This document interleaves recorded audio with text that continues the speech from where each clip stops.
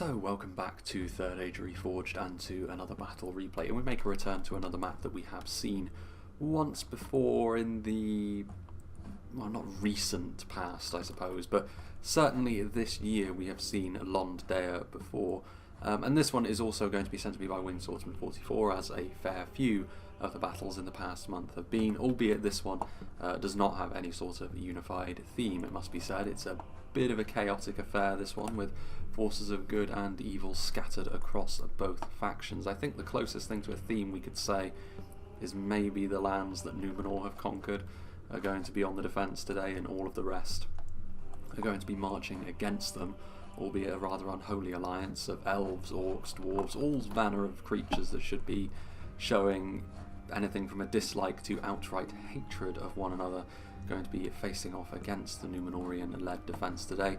Kind of a difficult settlement to defend in many ways as well, certainly on this side of the docks over here, the side that Isengard are currently occupying, because there's a lot of ground to cover. If you do retreat over to this side though, you do have the ability to retreat onto the hill around the central keep, which is the de facto last stand really. It's very close to the first battles that take place on the map, but it's the best choice to make your final stand because of the raised terrain. Good position for skirmishers as well, but there is a lot of land, a lot of square footage that the defenders need to cover if they are going to be a little bit more front foot based. And in the last battle we saw on Lothlorien, the attackers were certainly able to systematically overwhelm the defenders. Right from the off really, the defenders put themselves on the back foot through kind of a weird retreat that they did. I do remember it fairly clearly, and yeah, the attackers took full advantage of that, so we shall see if it proves to be the case this time as well. But yeah, other than that, the natural walls, which I do believe this is the kind of thing which many maps in the upcoming new patch will not really be reliant on this sort of thing anymore. It's very much a workaround thing that many custom map creators were reliant upon in the earlier days of making larger map expansions, and Lothlorien was part of one of the original ones of that, which is why it's still very much a feature here. But we will be talking about the attacking army first and foremost, starting off with an elven contingent among the attackers, Lothlorien. So Lothlorien of course is going to be able to bring a lot of quality to the attack and also a lot of firepower from afar, and if you can get in and amongst the settlement here at Lothlorien, you can certainly set up your archers as an attacking force relatively easily. The Loren-armed archers make for a very good unit for this because they have a very high base damage. They've also got decent armour as well, which will make them a little bit more resilient to any sort of counter skirmishing, but they are only limited in number, which can be a little bit of a problem if you're looking to get more volume downrange. That's where the March Wardens will come in, albeit they will be significantly more vulnerable to enemy counter skirmishing. It's one of the main issues that the more archer-centric elven factions do tend to have. They can do a lot of damage with their archers, but unsupported, the lower armor values of the more basic ones can mean that they can be out-skirmished if the opposing force has enough archers and has enough armor to be able to withstand the hailstorm that the elves can bring down upon them. Poison arrows as well though, which could be useful for dispersing some of the defenders today. There's no town centre after all, so routing units will just be gone. Blaze of the Wood are the infantry variant of the March Wardens as well, so they've got a sword and shield. Good in melee as far as their stats go, but again, the lack of armour can be a little bit of an issue, especially when they're on the attack like this. Less so when they're on the defence, to be fair to the elves, but when they're on the attack like this, which is when you're more likely to see them because the elves need to save a little bit of money somewhere in their roster, defending archers can really have a bit of a field day with the grey cloaked basic units of Lothlorien. We've got the Watchers of the Golden Wood here, the Silverthorn arrows, again more useful as a defensive tool perhaps than an offensive one, albeit they are still the best aggressive infantry unit that Lothlorien have as well, so it makes a lot of sense that they would be brought, and the Silverthorns can ultimately make a little bit of a mess of any defensive phalanxes as well that they can shoot. I think actually the split shots have a good chance of being a little bit more useful than the Silverthorns here. They are fairly sporadic and difficult to control I suppose, but if you can shoot them into a blob, they're not quite as devastating as rangers, but they'll still do a very good job. And here, armour upgraded as they are, they can also go toe-to-toe with just about any infantry unit that they may perceive. The heavy Loren-armed spears as well, which offer a solid front line, nice shield, nice armour, good defensive stats. They are subject to the spear malus, but elven spears tend to be able to get around that more than many other factions' spearmen because their stats generally are a little bit higher anyway, so it helps offset any shortcomings that they may have against equivalent units from other factions. Lorenan Swordmasters are here also, so that's going to be a little bit more of an aggressive edge to the main infantry force as well, to go with the more defensive spears. And then certainly a more aggressive edge here with the Lorenan Warriors. They don't have quite the same all-round stats as the swordsmen in front of them, but they do have armor piercing, which is going to be useful certainly against the Numenorians and the Uruk-hai of Isengard on the defense today. And there's some Lorenan Axemen here at the back, a standard unit of line infantry that Lothlorien have, or the standard unit of line infantry that they have at the high end anyway. The axe is a sign that they're a little bit more damage focused as well. Now then, we have Dunland, played by Medexa, very much a different kettle of fish, this faction. Almost entirely numbers focused. Dunman pikemen, you can see that the white hand flags are being flown on this side as well, so Dunland hoping to shake off their Isengard overlords by proxy here today. Dunman pikemen, basic entry level pikes can be very useful in this sort of situation, but they also represent a very tempting target for even the most basic archer that the defenders may have at their disposal, because they represent not only pretty much guaranteed kills, but also necessary kills, because pike blocks like this can be a real problem for defenders and attackers alike to deal with in the later stages of siege battles like this. Half-orc Spearguard are also on display as well, more of a defensive force and probably the best front-line unit that Dunland can field en masse.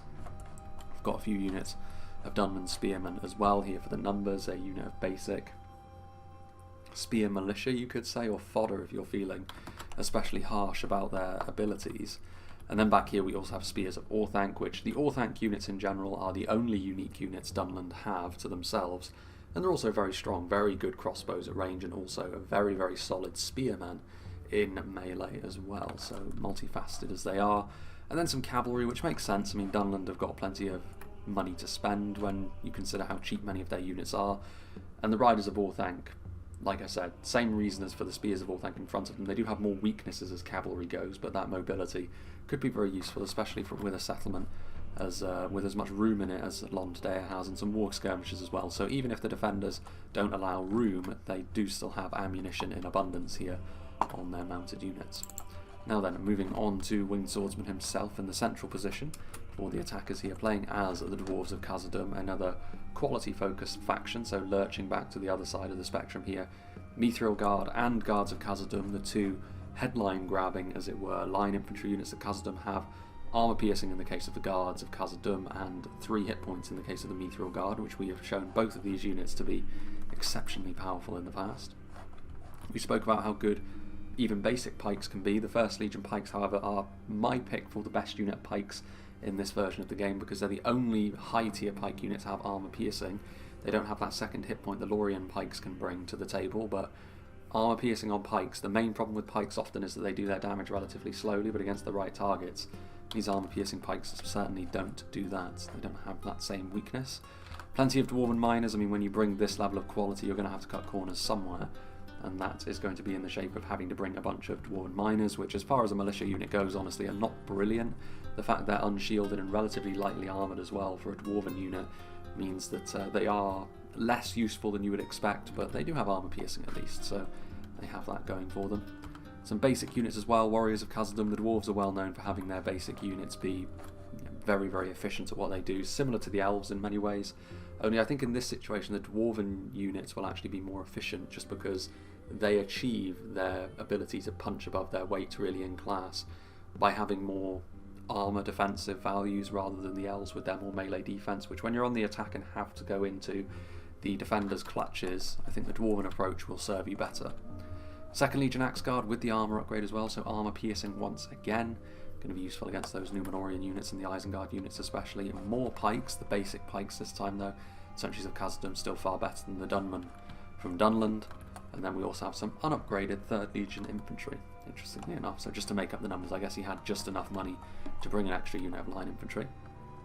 Now, back over to, well, not necessarily fully a low-tier focused faction, and based on the kind of army that Darthy Darth has brought, he has gone significantly more quality-heavy with his Angmarim army. Angmar Marauders may be here at the front as the first wave of disposable units, but in behind he's gone for 2 units of Trolls, the Trolls of Angmar and the Trolls of Gundabad, then in behind plenty of quality as well. Looks like 2 units of Blackwatch Legion, which I believe require going into the red limit, so that could backfire depending upon how the attackers set themselves up. If they go all in Angmar, hyper aggressive, and then people are willing to follow them, it could pay off, but if not, This is exactly the sort of thing which can blow up in your face.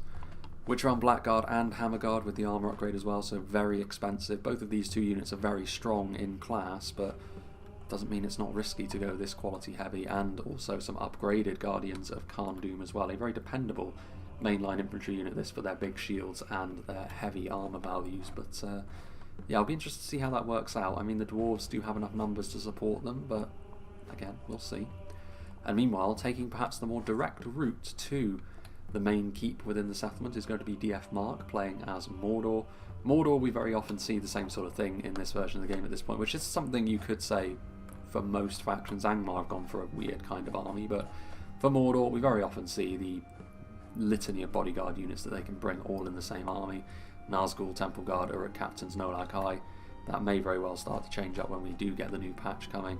We can see Orc Maulers and Orc Fodder are hidden in the tree line over here. Moran on infantry as well, basic. Moran on archers. So maybe a little bit more reliance on the basic units here, which I actually think is not necessarily the worst thing for a Mordor army to be. Like I say, I would like to see Mordor played as more of a numbers-focused faction more often, but people are often far too tempted by the bodyguard units.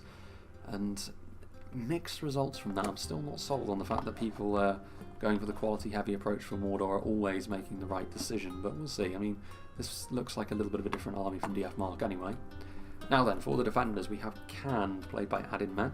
He's got some nomadic infantry over here, which are a heavier unit of archers, perhaps more defensively minded, but it will mean that they are going to be better at simply skirmishing with the enemy, which is important for defenders to do. As much as they need to do a lot of damage with their ranged units in order to equalise the numbers somehow, they also need to be prepared for the fact that the attackers are going to try and skirmish with them, so having a few units that are comfortable in that kind of engagement is important. And the nomadic infantry can also look after themselves decently enough in melee as well.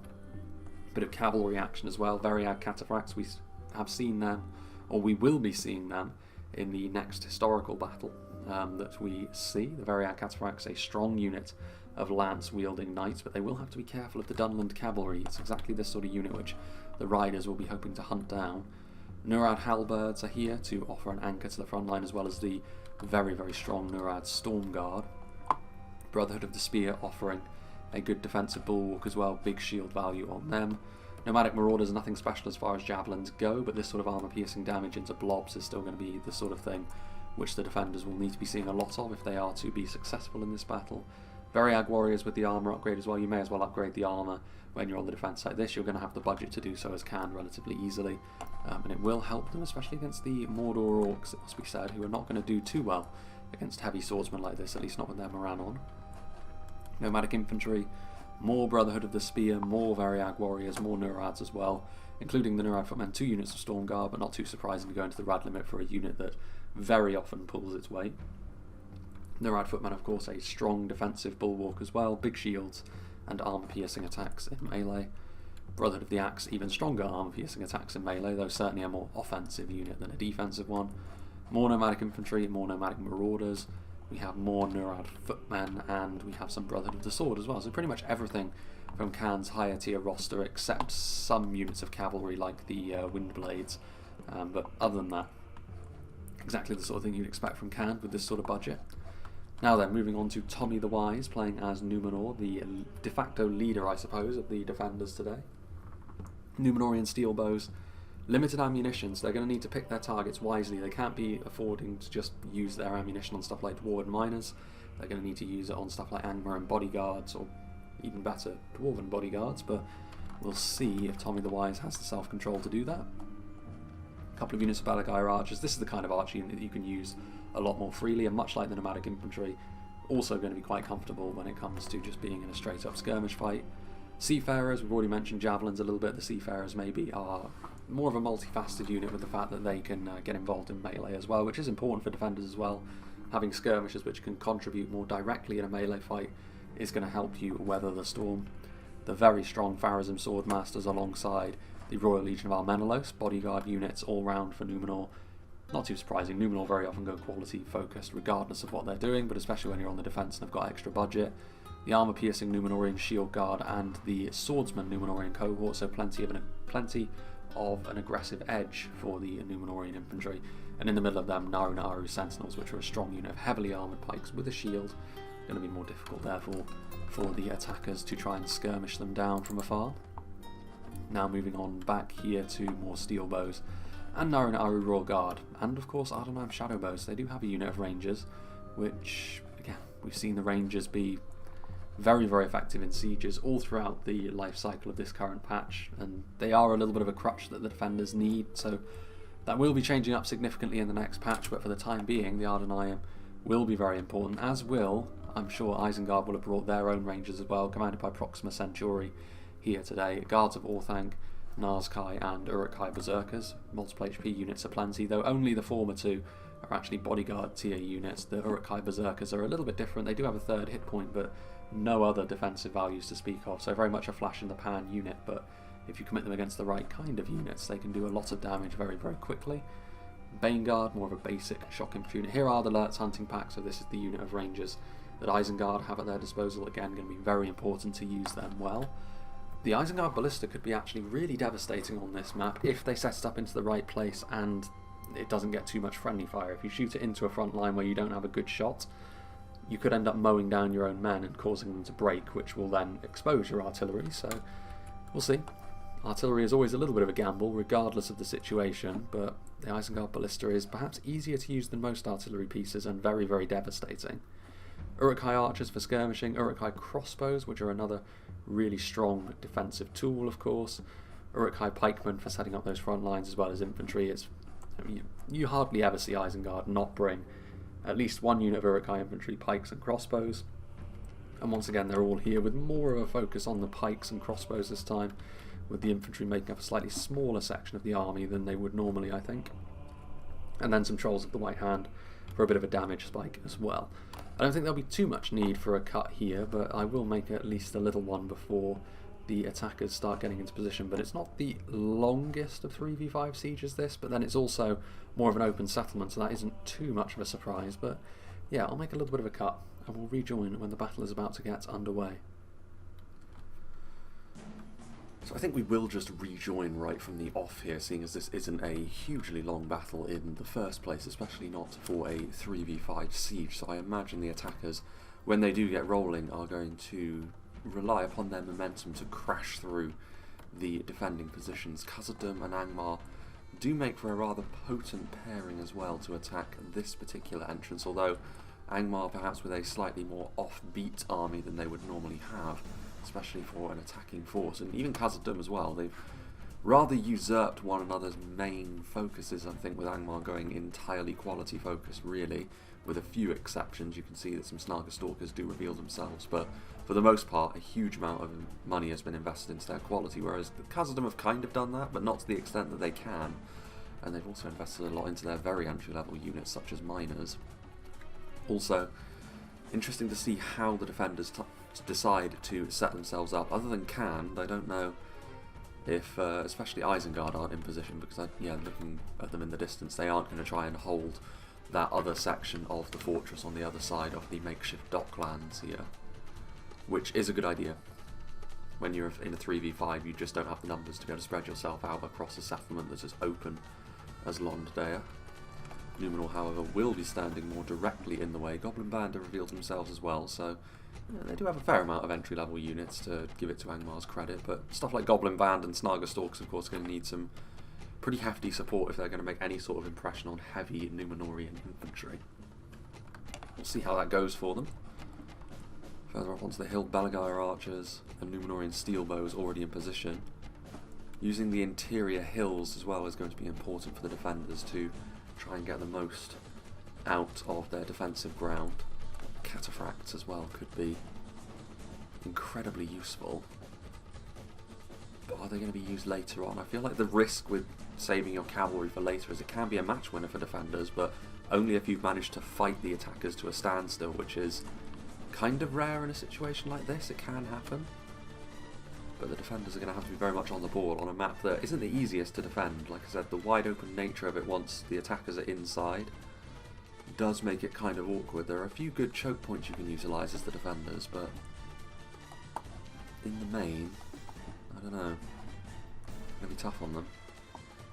Meanwhile, way back here, Isengard will very easily be able to get in position with the attacking armies much further back. That Isengard Ballista could be really devastating as well, but positioning is going to be everything with that. If you try and use it down on the low ground here, in all likelihood, you're going to be at least hitting your own men, or just missing, as you try to hit frontline engagements, which would not be ideal.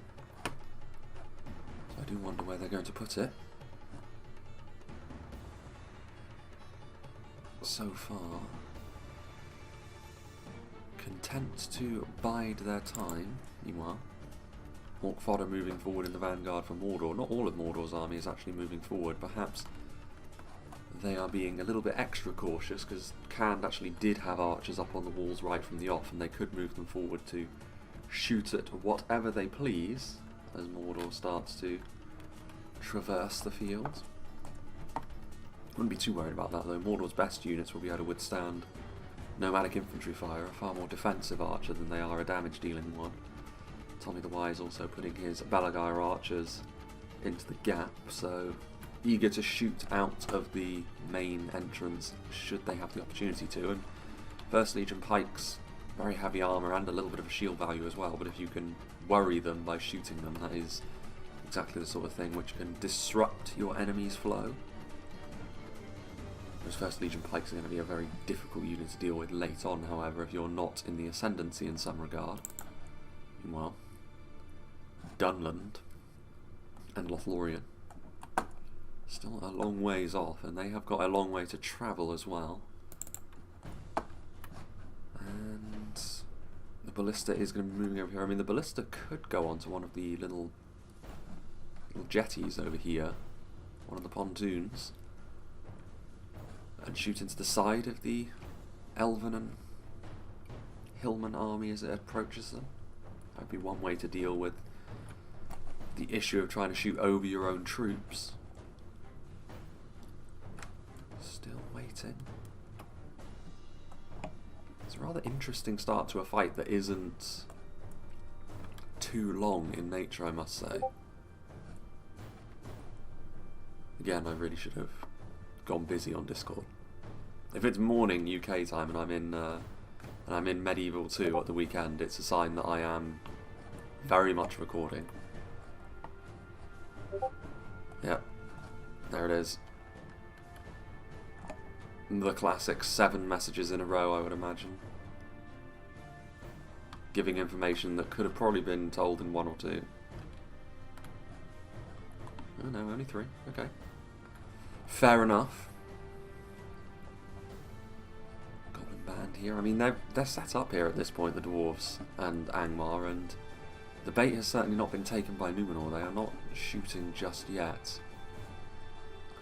Numenor's infantry is going to be tested very heavily here.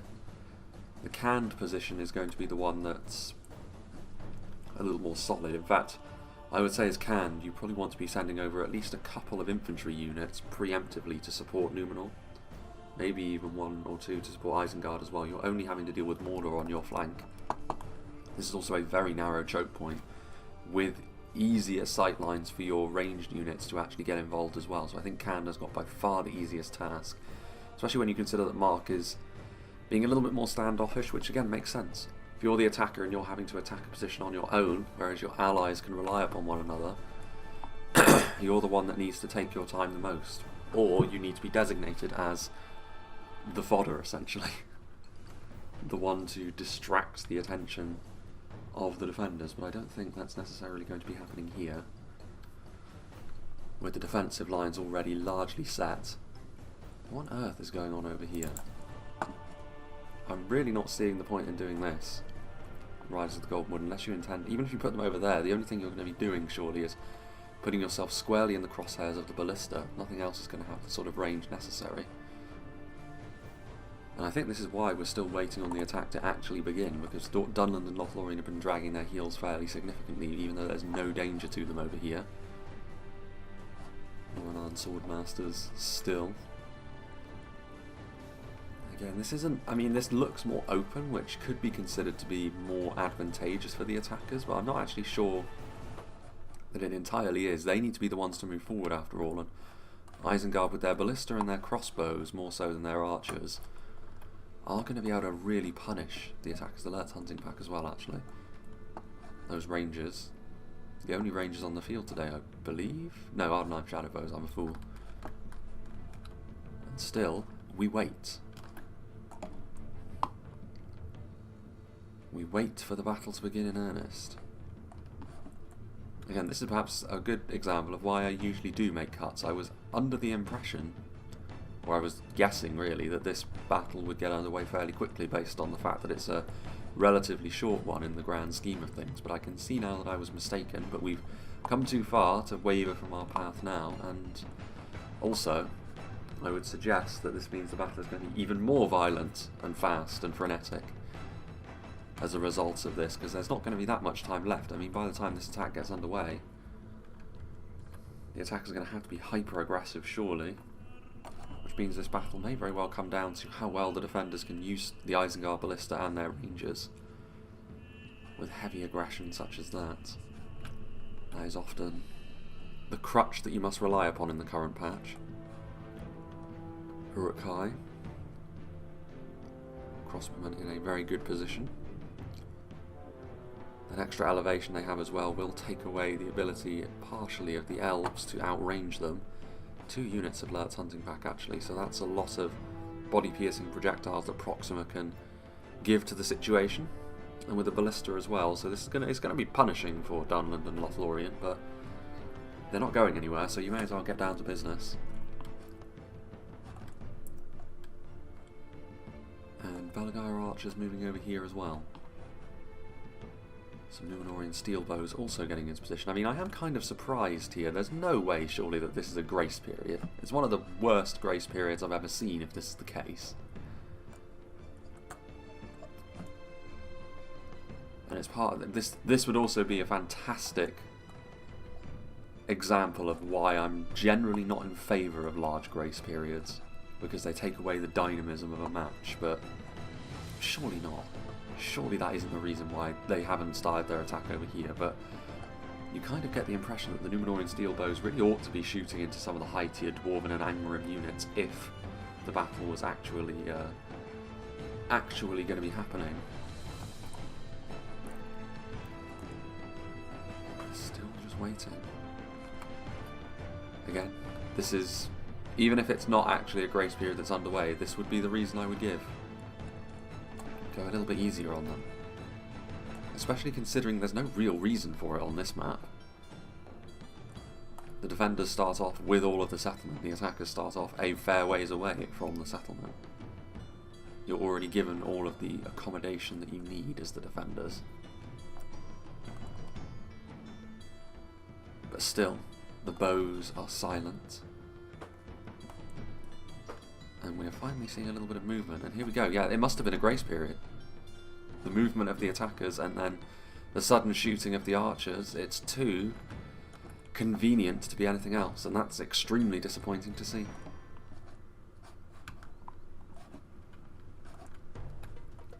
Goblin band charging in.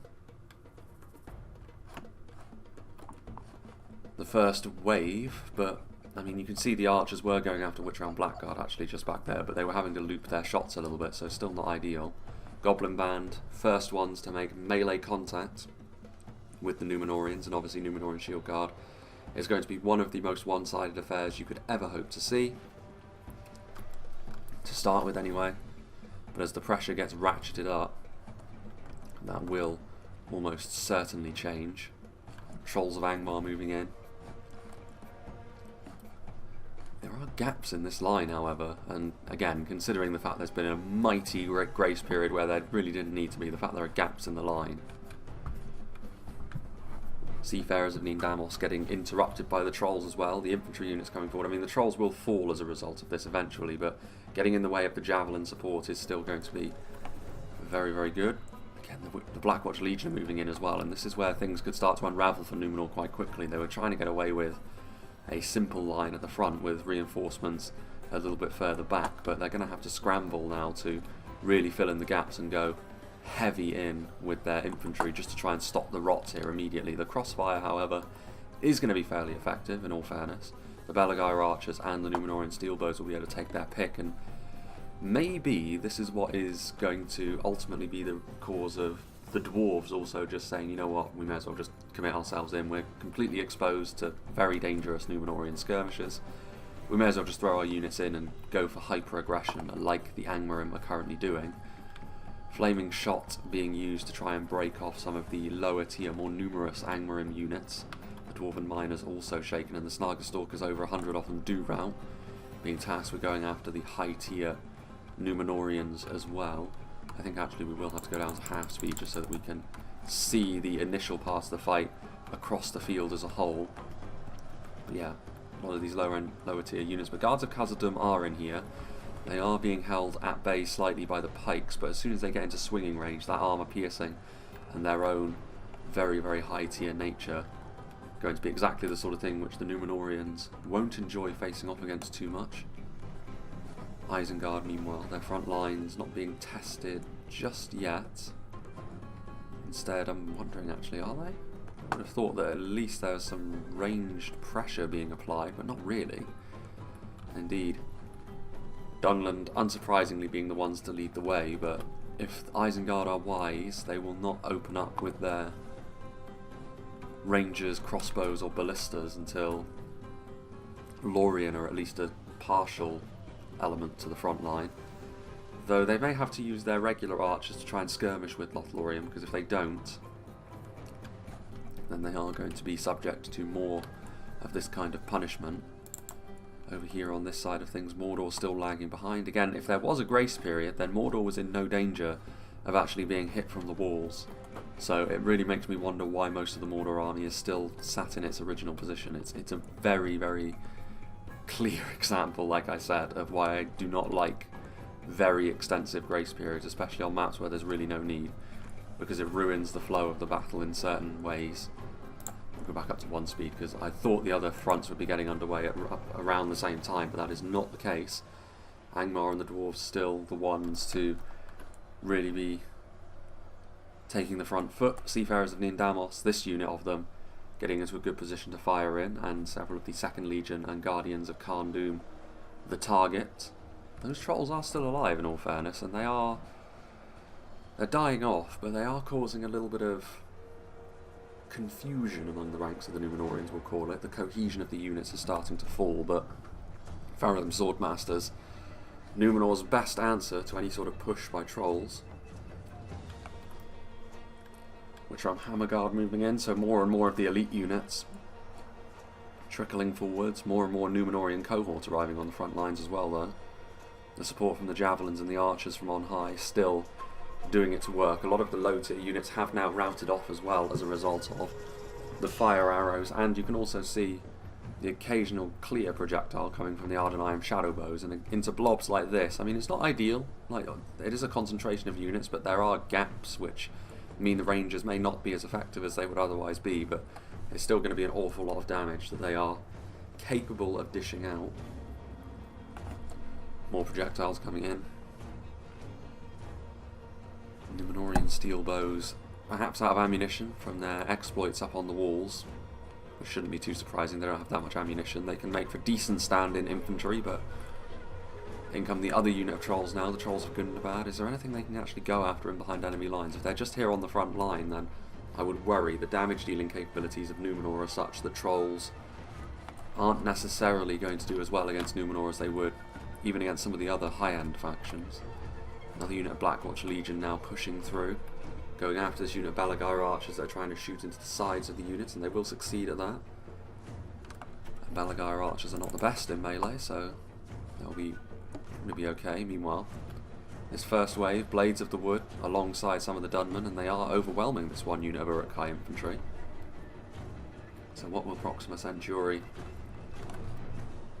decide to do? Pikes coming forward, Baneguard leaving the area, and trolls going over to support the front line of Numenor, which is a sign that pressure should be being ratcheted up over here. If Isengard feel comfortable enough that they're facing off against 2 armies but are still sending over reinforcements to their allies. I mean, the Dwarves and Angmar have gone in very, very aggressively, and that kind of has to dictate how the other attackers approach the battle as well. So I think Lothlorien and Dunland do need to follow suit. I mean, even if the ballista is pointed at them and there are rangers and such, you may not have the luxury of resting on your laurels here.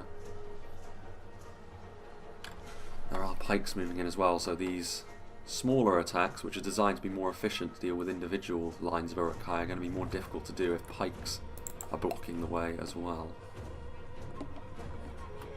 Mordor still holding off, and still their units are far away. They need to get their army moving, honestly.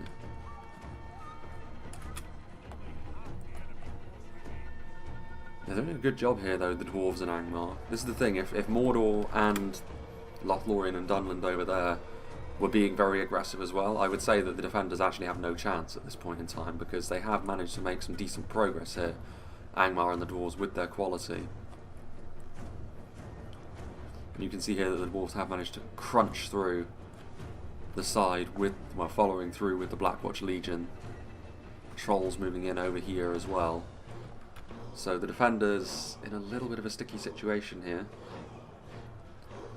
For Vanguard, defeat a distinct possibility.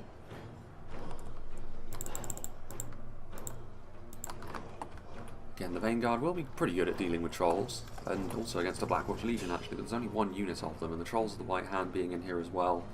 Guards of Khazad are going to cleave through them.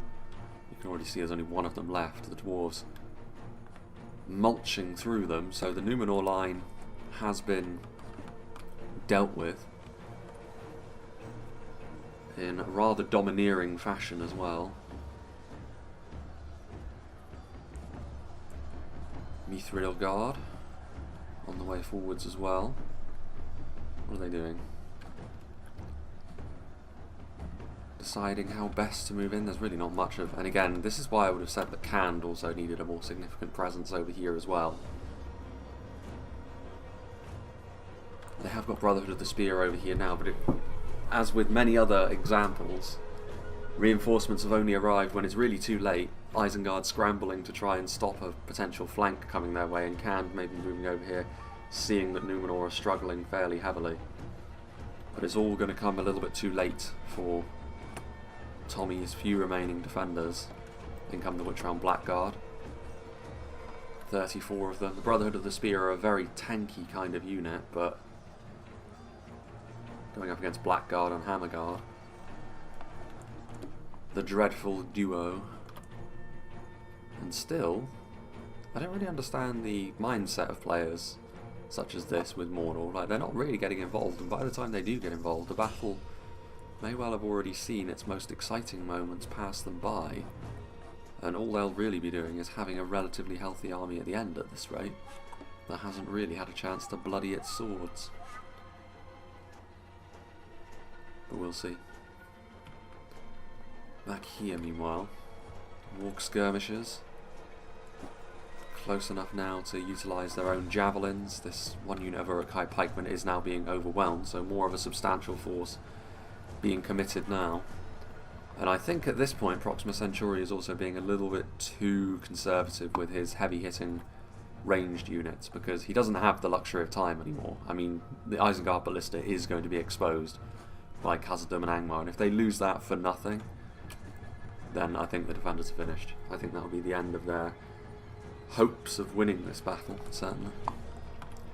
With the Ballista, though, they still have a very potent tool indeed that they can bring to bear. March Wards of the Wood being used as makeshift infantry. I doubt victory will seem certain for them for too long, as the game realises that they are going into melee with a more well-prepared infantry line with Uruk-hai infantry and pikes in a more organised layout. Rest of these units, though, not often you'll see, again, like, lower quality units are being used to good effect here to efficiently deal with elements of Uruk-hai. While there are a couple of things I would suggest the attackers are doing wrong, there's cardinal sins which I think the defenders have committed in this one. Uruk-hai pikes are over here, Nars-kai, so I think they realise the gravity of the situation, given the fact the Isengard Ballista would be open to attack if they allowed the dwarves to simply continue along their current path. Second Legion Axgard moving in. I mean, they will be surely hoovering up what remains of Numenor over here. They've got the Numenorian Royal Guard. Make for a very good defensive unit, but again, they're going up against guards of Khazad, who themselves have been in combat for a little while at this point in this battle, and still look very, very healthy indeed. Many of them not even bloodied. So the armour-piercing attacks that are going to be coming their way. Very, very nasty. Snarger Stalkers, very few Aru Sentinels remaining, so the Trolls still doing their thing, although this could be a bit of a turning point as well. This is a great opportunity for Khand and Adin men to use his Variag Cataphracts. I don't know whether he's got enough. Yeah, he does have enough of a run up there. The cavalry can be very fickle in those terms. Sometimes they just refuse to get their spears out even though they've got plenty of room, and other times they don't have much room at all and they instantly go into charge like that. So they do charge into the warriors of Khazad. They're going to need plenty more hammer and anvil strikes forthcoming from those cataphracts to try and make up for the losses that they have already sustained, the defenders. It is worth saying that Angmar and the dwarves aren't infinite in number. The Olag High from the forces of Mordor are over here as well. Still nothing over here. Slightly lighter Khandish presence now though, so maybe Mordor will be tempted. The Isengard Ballista, I do believe, was firing at some point, but that has since ceased to be the case. More arrows coming in. For the attackers at this point, if they can get any sort of kills with their ranged units, it will just heighten the defenders' problems, because they're going to need plenty of numbers to withstand the kind of pressure that's going to be coming their way. Snarger, or Warg skirmishers I should say. Are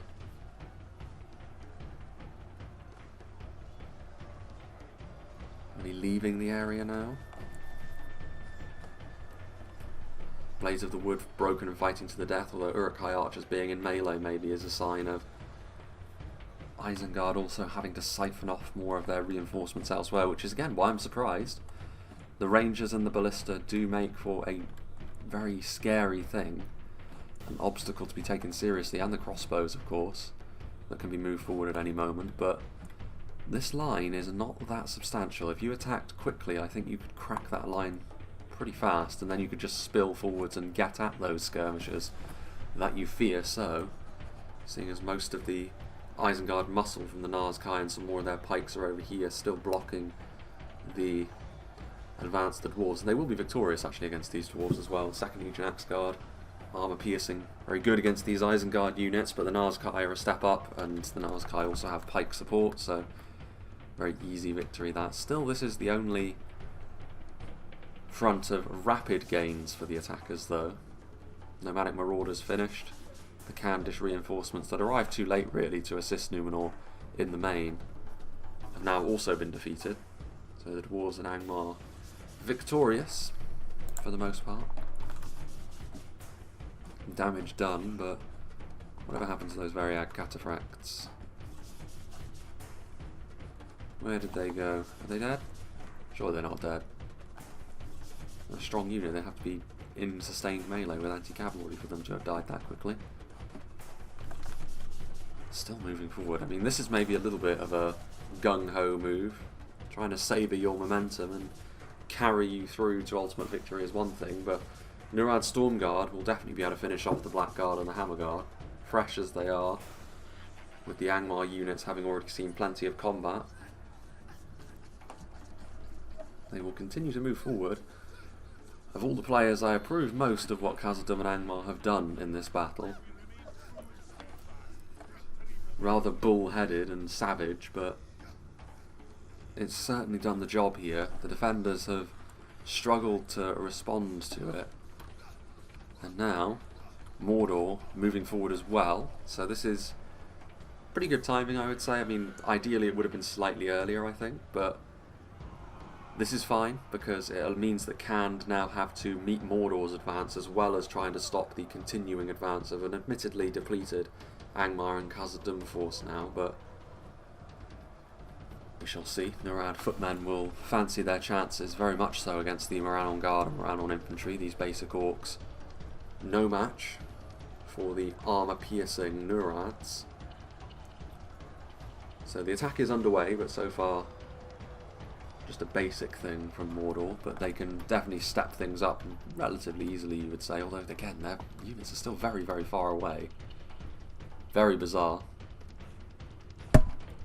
Kind of the opposite. It's very rare that you'll see an attacking army have ultra aggression and then Mordor be as conservative as they are on the same field, and still the attackers being far and away the dominant force in this battle. This fight over here, every time we look at it, it looks exactly the same. Dunland spearmen fighting off against the remnants of Uruk-hai with support units in behind. Very weird.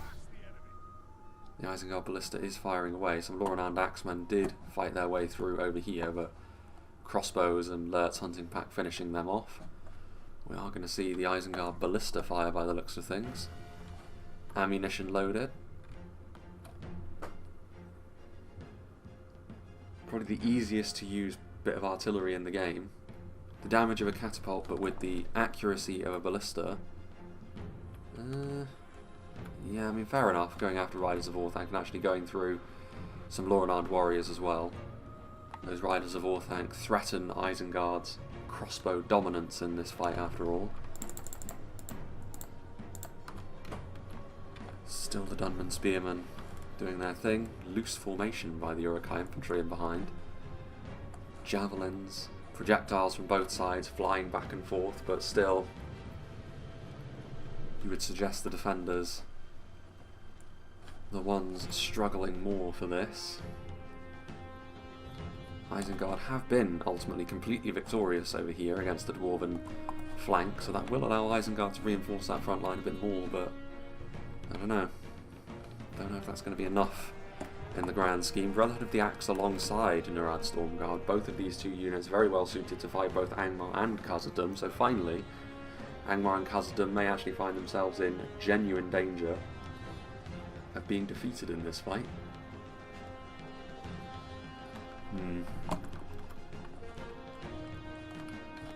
Although a portion of their army is heading over here to try and hasten Mordor's entry into the settlement. Nurad Halberds and Brotherhood of the Spear trying to block the way of the very best of the Khazad units. Mithril Guard, Guards of Khazad, and 1st Legion Pikes all over here, ready to test the Khandish might. Brotherhood of the Shadows, though, those throwing projectiles could actually be a bit of a game changer there. The Nazgul are in there, you can see them. The hooded figures. At least, yeah, that is, there's more than one of them. So, definitely the right way to do things by Mark. Putting the Nazgul in and amongst some of the more basic Mordor units so that they're harder to single out, and over a longer period of time that will very much impact the Nurads that are fighting on the front line. An easy enough task it will be to dismantle them now.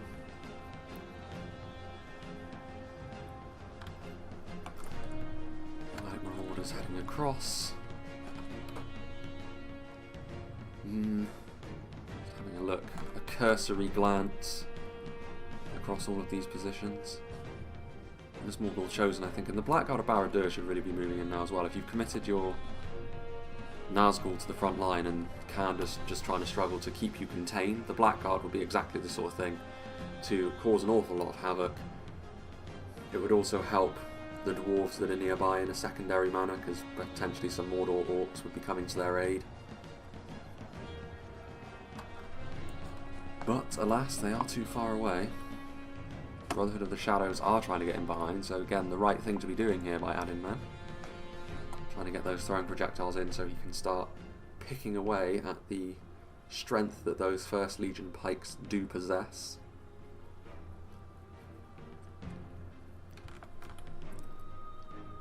They are going to be able to get a volley off as well. Those pikes kind of trying to reorganise themselves and getting caught on a few combatants.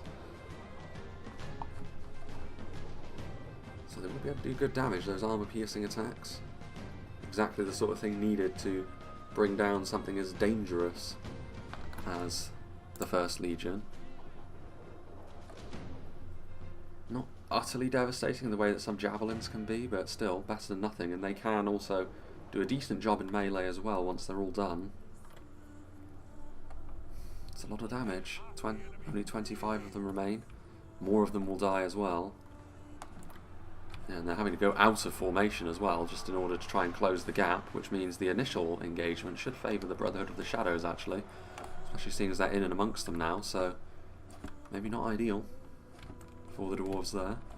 Warriors of Khazad are here. And being defeated, which is somewhat surprising. Nurad Stormguard, 10 of them remain. It's coming down to pure numbers, this, you can tell. I mean, the Brotherhood of the Axe is actually the strongest single unit that are fighting on this front line, but defensively, they're not the best. And there aren't that many of them remaining either. The Stormguard even more depleted. Some Beriag warriors on the way down, but again, maybe a little bit too late. That's been a bit of a feature of the Khandish army in particular in this battle. They've been committing reinforcements, but it's been a little bit later than would have been ideal in most circumstances. Well, there goes the Numenor general. He's been fighting for a while down there, actually. Ar-Pharazôn finally falls. Over here, what do we have? Dunland are now swamping over. We're finally starting to see some genuine movement. Ground has been taken for all of the carnage that has been wrought over here. Lurt's hunting pack firing away, Uruk-hai crossbows firing away, the ballista not actually, but Isengard now dumping all of their ranged ammunition in here to try and stem the tide, but with wargs running around all over the place, with their front line also being in significant danger. The Berserkers, it says victory seems certain for them, but pikes on one side, getting hit by wargs on the other. They're already bloodied. You would assume that that description is probably not going to last in the long term. There goes the Khazad general though, in the hands of the Brotherhood of the Spear. Bandits throwing javelins in. Isengard still have units which can mount a credible defence, but and you can see here as well that Guards of Orthanc having to chase down Riders of the Golden Wood who have found themselves behind enemy lines. There's also another Dwarven unit over here which is going to make life more awkward for the Guards of Orthanc than it would otherwise have been.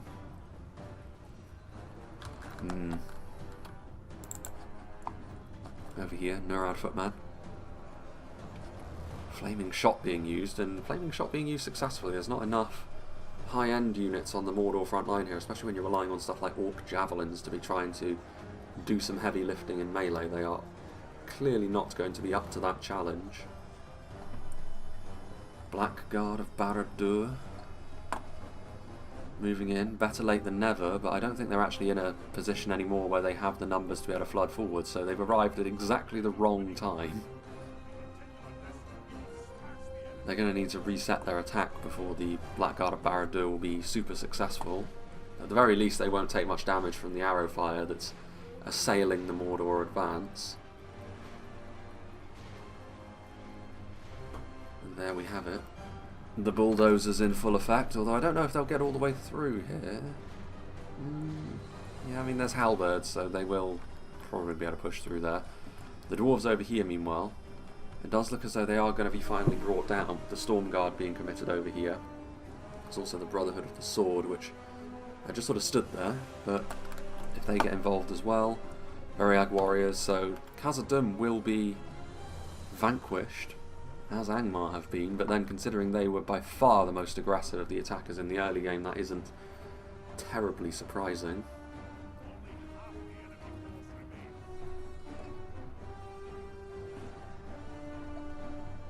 Flaming Shot coming in, and they have renewed their assault, to be fair, Mordor. They have followed through with some Aranon units as the Blackguard of Barad-dûr do manage to push forwards.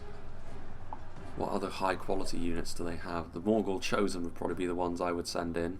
Unit of Uruk Captains as well.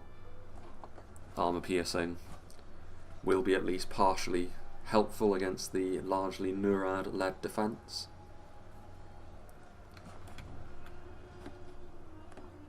Beriag warriors coming in. The difference between defeating the dwarves on the other hill and not doing so.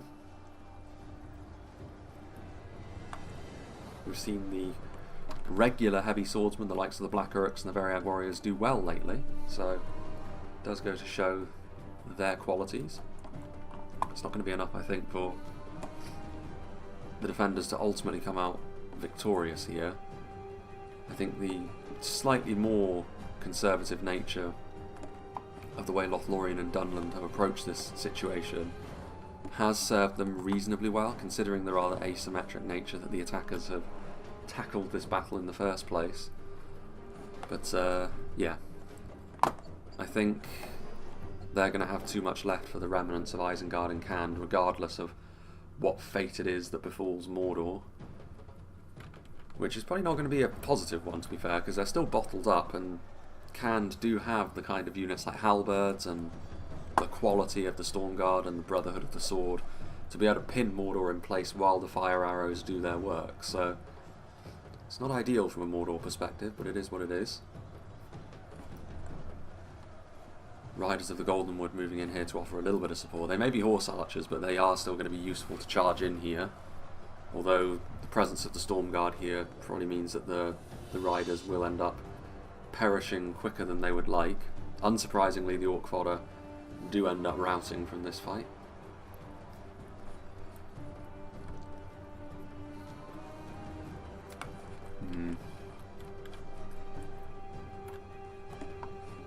Riders of the Golden Wood leaving that area. Lert's hunting pack. Doesn't look like they still have ammunition. Also, it doesn't really matter because the Riders of the Golden Wood have found their way up here and are charging into them anyway, so better safe than sorry. I mean, they're decent enough melee combatants anyway that they do represent one of the units that you would wanting to be kill off in those terms anyway. As the nomadic infantry continue to fire, Guards of Orthanc are still chasing down the Riders of the Golden Wood amusingly. Never give up. Riders of Orthanc as well though. These two high-end melee... Well, melee is a secondary concern for these cavalry units, but yeah, crossbow bolts also going to be finding their way into yet more of the Uruk-hai, giving them a taste of their own medicine. This is usually the sort of thing that Isengard delight in inflicting upon their foes, but they'll regret giving such technology to the Dunlanders now.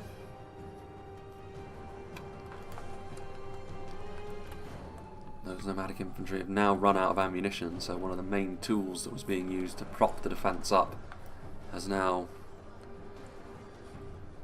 gone, but they are still beating Mordor over here, so they don't necessarily need those fire arrows, and all the units that were going to rout probably have routed already, with those Orc Maulers being the last of that particular number as they flee. Khand showcasing their strengths in melee once again. This unit of Riders of the Golden Wood has managed to pick up a very nice amount of kills here, Froggy utilising them nicely, while the main army still approaches.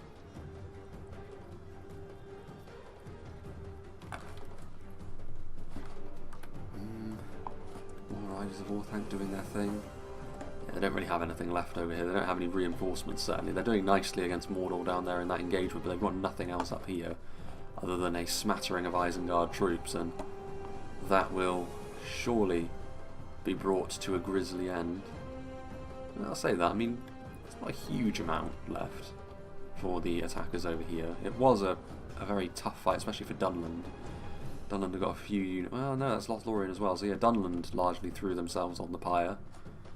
Lorien, I think, are going to be the healthiest attacking army left here at the end, because their quality is going to be such that they will be able to vanquish Isengard's defenders that are around this main keep. And then they'll be able to finish off whatever's left of Khand once they defeat Mordor down on the low ground.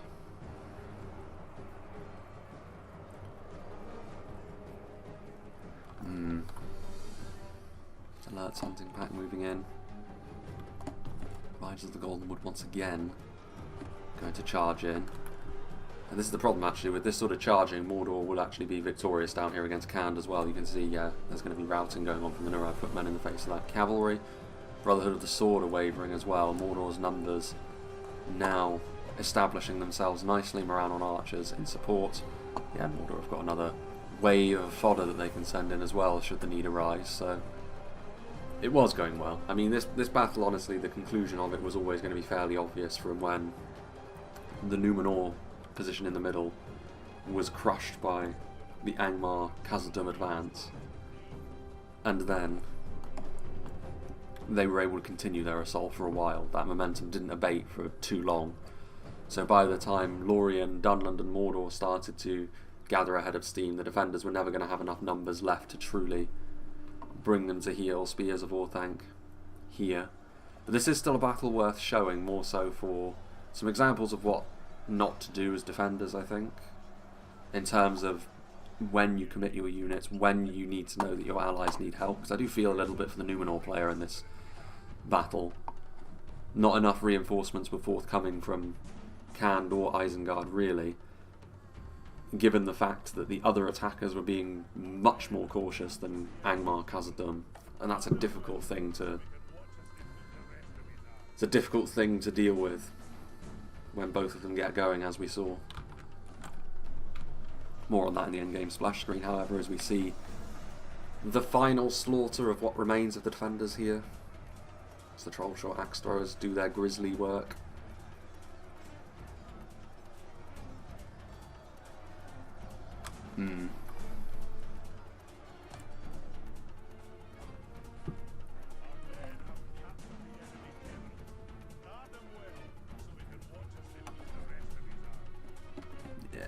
Pretty much the entirety of the attacking force of Dunland and Lothlorien that still remain are up here. Mordor mostly in that gap down there, so a fairly decent margin of victory here for the attackers.